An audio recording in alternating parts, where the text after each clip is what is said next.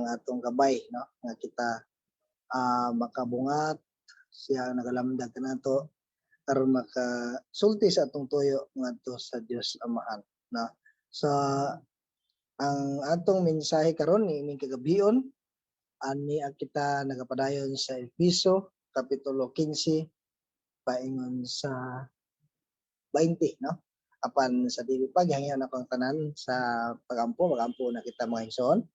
Labing gamahanan nga Dios, ang mga amahan nga nasa langit, dalaygon ka Ginoo sa among mga kinabuhi. Salamat o Dios sa imong pamaagi nga kami makapadayon sa prayer meeting. Salamat sa imong kalampusan nga gihatag nga among napaabot kanimo ang mga alampuanan, ug salamat nga ikaw ang among Dios nga dili maulahi ug ikaw nagaandam ng daan sa mga katubagan niini nga sumala sa imong kahimayaan alang sa among kahayuhan Ginoo. Lord, nining kagabion sa among pagpaminaw sa imong buhing pulong, ubani kami ang matag usa kanamo palangin ni Lord ang imong balaang espiritu magaandam sa among kasing-kasing kunahuna nga masintro gayod ang among pagpaminaw. Lord, tabangi kami nga dili maanod sa mga problema, emosyon or mga kasika sa palibot. Tabangi kami nga among focus mao pagpaminaw sa imong buhing pulong. Tabangi ang matag usa nga madasigon o tabangi nga matisok gayud kini sa among mga kasing-kasing kunahuna Ginoo. Salamat ka Dios, ikaw sa hari sa akong pag share karon niining kagabion. Wala ko'y mahimo kung wala ang imong tabang Ginoo. Salamat ka Dios sa imong pagtaliwala pagdumala sa among pag-isgot karon sa imong buhing pulong Ginoo. Kini among pagampo sa pangalan ni Ginoong Hesus. Amen o amen. Okay mga igsoon, ang Efeso kapitulo 1 bersikulo 15 paingon sa 20 nagkanayon. Tungod niini, sukad nga nadungog ko ang mahitungod sa inyong pagtuo sa Ginoong Hesus ug sa inyong gugma sa tanang katawhan sa Dios. Wala ako'y hunong sa pagpasalamat sa Dios tungod kaninyo. Gihinumduman ko kamo sa akong mga pag-ampo ug naghangyo ako sa Dios sa atong Ginoong Hesukristo ang gamhanang amahan nga hatagan unta kamo kaalam ug pagsabot sa mga gipadayag aron kamo hingpit nga makaila kaniya.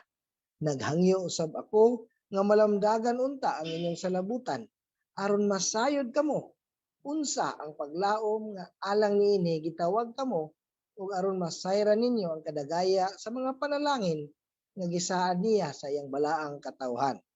Giampo ko usab nga masayran ninyo ang kadako sa iyang gahum nga niya kanato nga nagtuo kaniya. Kining gahuma nga niya kanato mao ang iyang gigamit sa pagbanhaw ug pagpalingkod kang Kristo sa iyang tuo didto sa langit. Sa Bisaya nga version mga igsoon sa Bible nga kung gibasa, no, giuluhan kini og pag-ampo ni Pablo, pag-ampo ni Apostol Pablo. Apan sa atong pagtuo, no, kini ang migawas nga title, no, mapadayonong giampo, no. Ang verse 15 na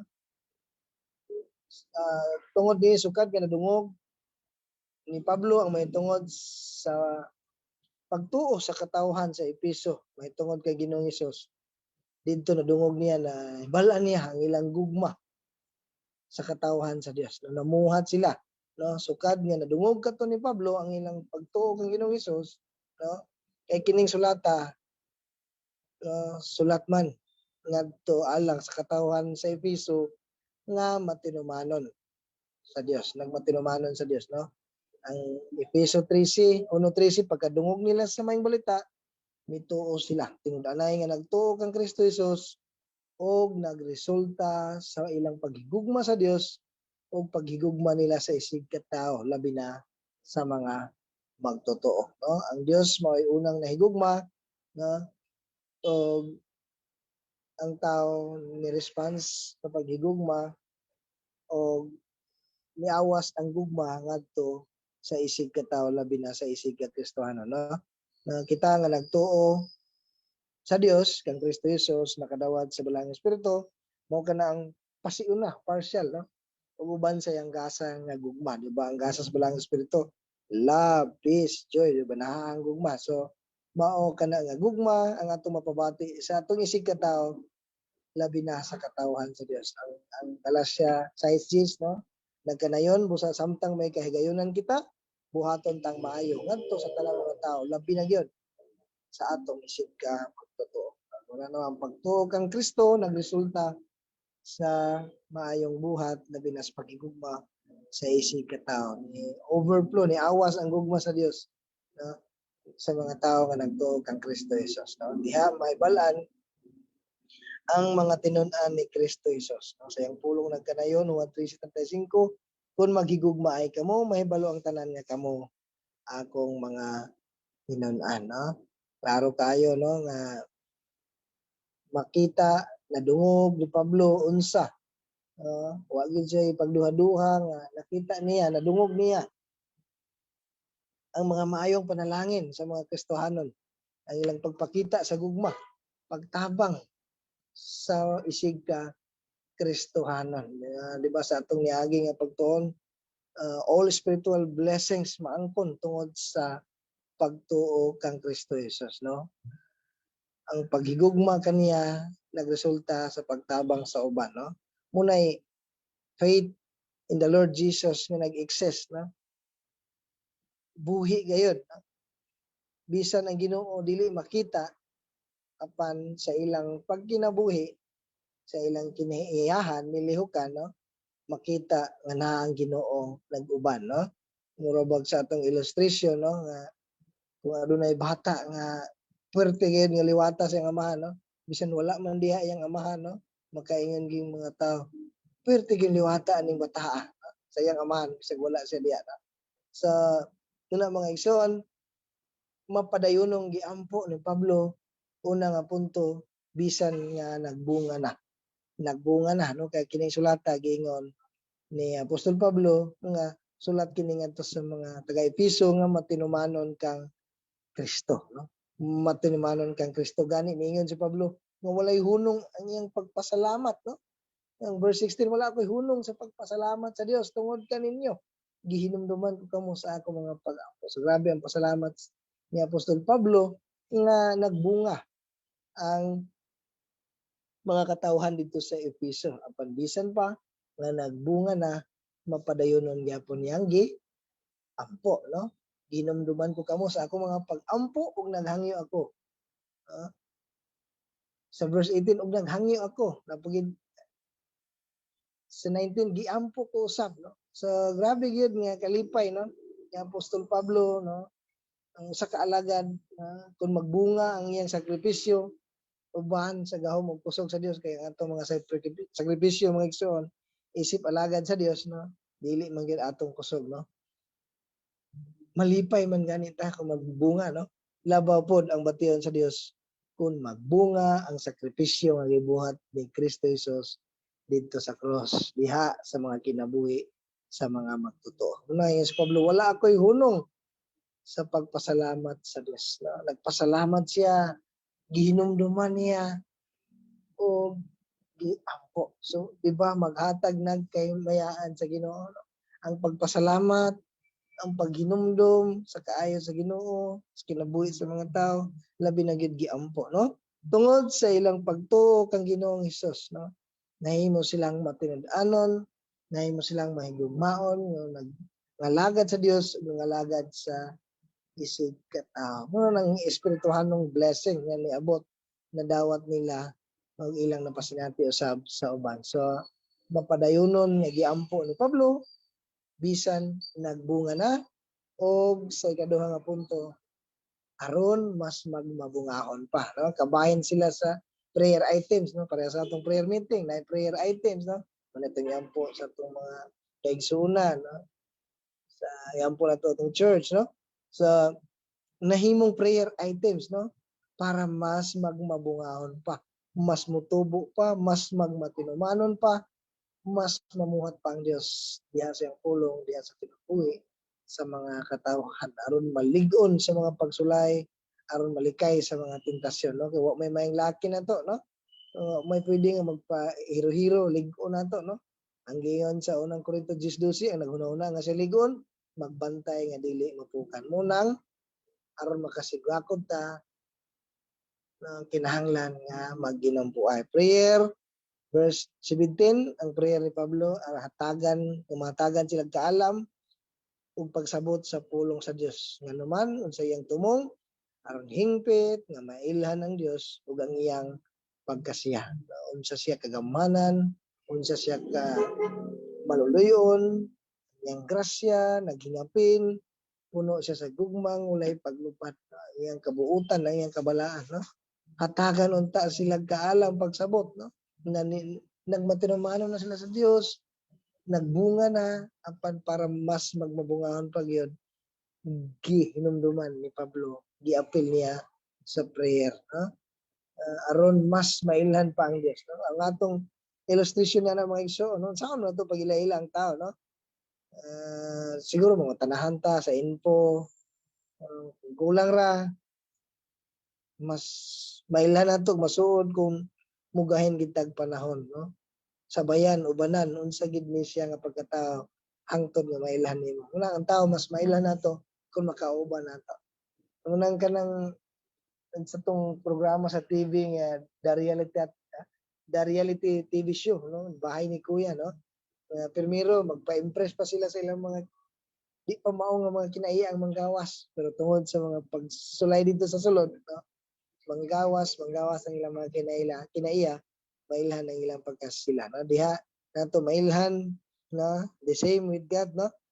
Diha nato mas malaom nga mailhan ang Dios sa iyang pagkasiya kung siya atong makauban diha sa atong pagdebosyon, no? Diha sa atong pagampo, paggahin ng panahon sa iyang buhi pulong, no? Hinumduman nato siya sa tanan natong buhaton, no? Diha ta makaila unsay iyang pagtudlo nato sa matarong nga dalan, no? Kabalo ba ta og kaila gyud ta sa Dios or mabaw lang atong pag-ila sa iya? So kung mabaw lang diha dayon na pag-abot sa mga problema, no? Dali kay ta mao paglaom o pagdasig, no? Sa sama ba na sa kuan ba nga kaila ba kaniya? Kaila ko niya, kaila ko sa iyang taras pero kaila sa iyang ngalan.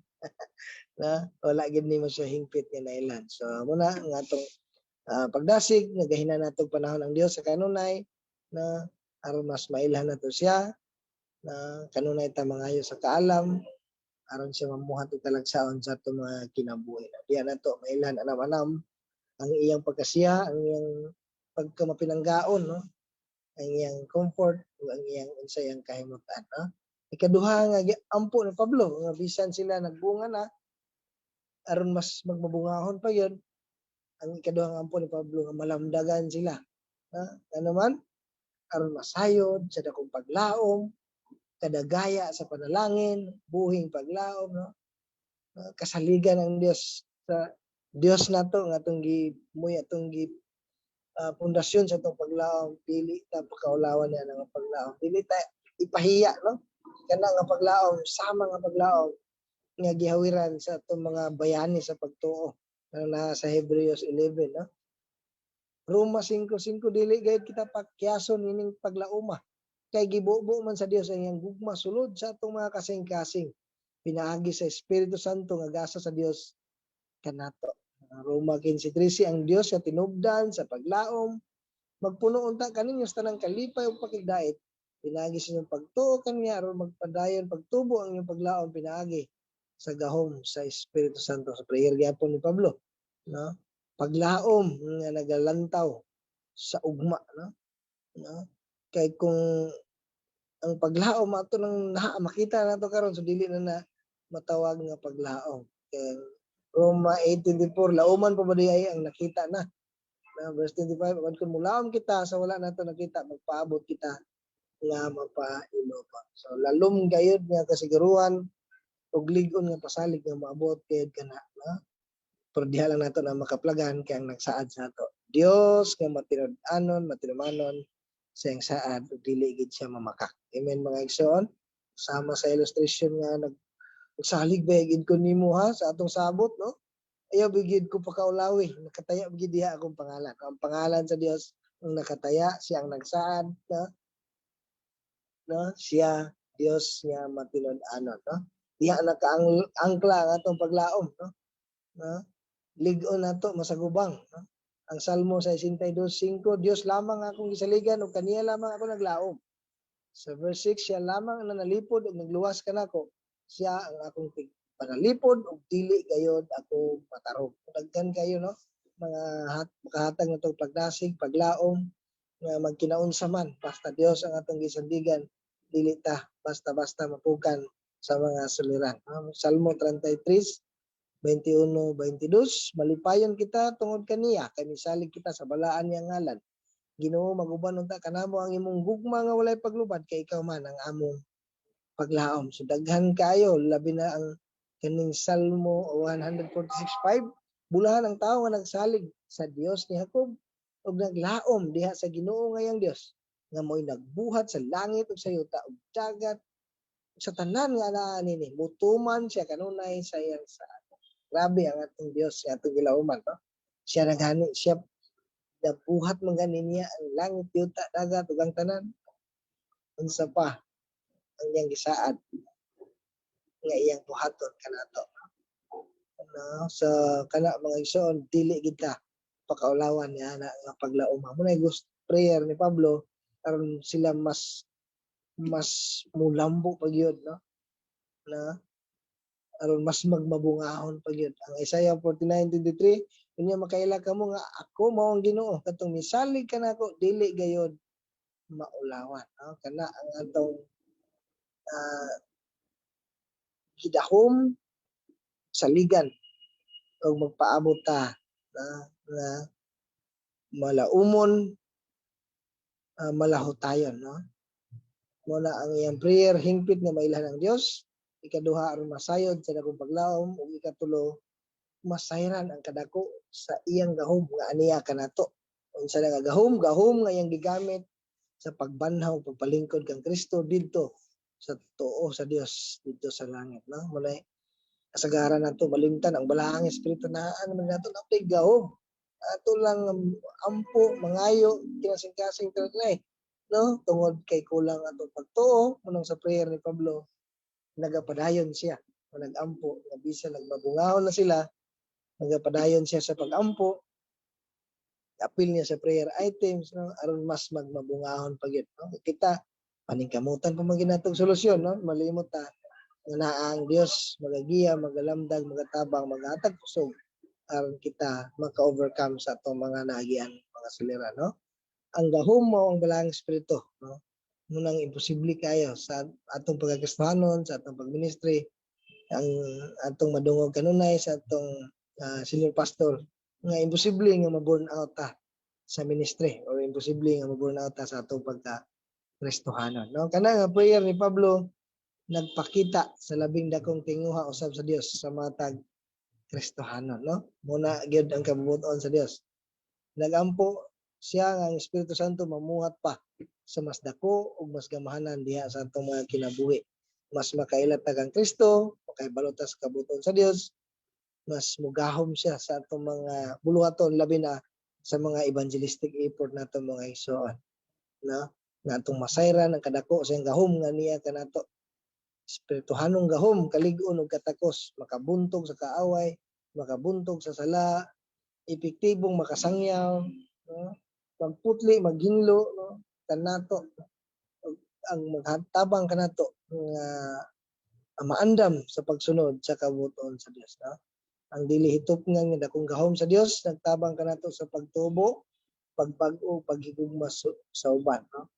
Tungod kay ang gahom sa pagkabanaw sa Dios nagpadayon sa pagbuhat sa sulod nato ug nagtabang kanato sa pagbuntog sa mga kalistanan, no? Walay bisan unsa nga lisod alang kaniya. Amen mga igsoon. Ingon nga kita mga Kristohanon, makasalig kita nga ang Dios makadaog kay nagmadaogon naman siya. Mausab kita mga igsoon, walay makabulag kanato gikan sa saad sa Dios, gikan sa iyang gugma mga igsoon. So sa atong challenge nining kagabion, gahinan natog panahon ang Dios kanunay, no? Kanunay, dili usahay, dili timpo-timpo, dili nga unsa imong mood, no? Unsa atong mood, kung dili magahin gid ta panahon.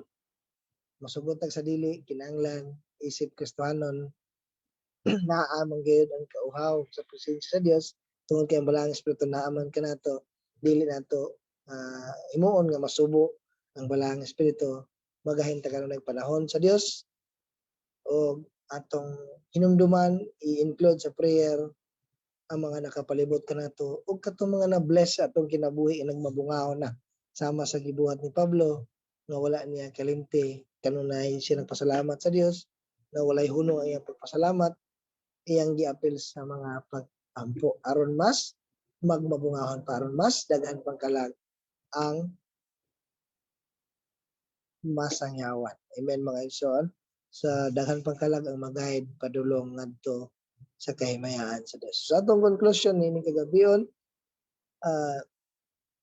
mapadayunon gayud ta nga mag-ampo, mag-inampuay bisan naa nay mga bunga ang matag usa kanato na ang pagtuo kang Hesus na nagresulta sa paghigugma sa pag-alagad sa uban aron mas magmabungahon pa diya sa hingpit nga pagkaila sa Dios sa iyang pagkasiya sa iyang kabuoton ug aron masayod sa dakong paglaom ug masayran ang kadako sa iyang gahom nga niya kanato mo kanay angkla aron dili ta pag-abot sa mga bagyo para sa barko no may angkla mo ilang ihulog aron panahon sa bagyo dili basta-basta sila maanod bisan asa no angkla aron lig-on ang atong pagkinabuhi ug masuod natong maayo ang Dios nga labing gamahanan Dios nga balaan matinud-anon og diha mag-anam tagliwat sa iyang kinayahan mo nang goal mo nang pinagka goal sa tanan nato ang mga kastuhanon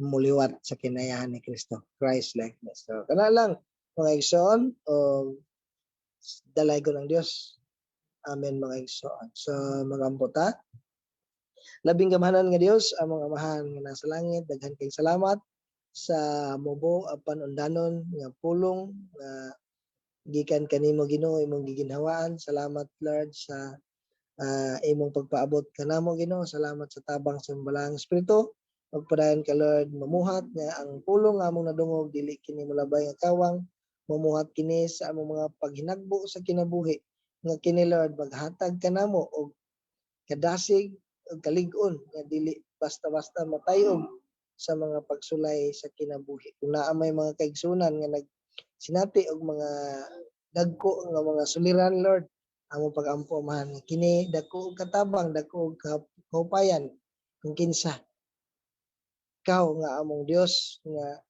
malauman ikaw nga ang mga nagsalig kanimo Ginoo lig-on nga dili mapukan sa mga suliran kay ikaw man ang among gisandigan Ginoo salamat kayo Dios sa imong pagkamaayo Lord wala kay labyan kanamo Lord nga ang pulong nga among dungog Ginoo mahimo kining buhi sa among mga kinabuhi uban sa kusog ug tabang sa imong Balaang Espiritu kini among pagampo sa pangalan ni Ginoong Hesus amen o amen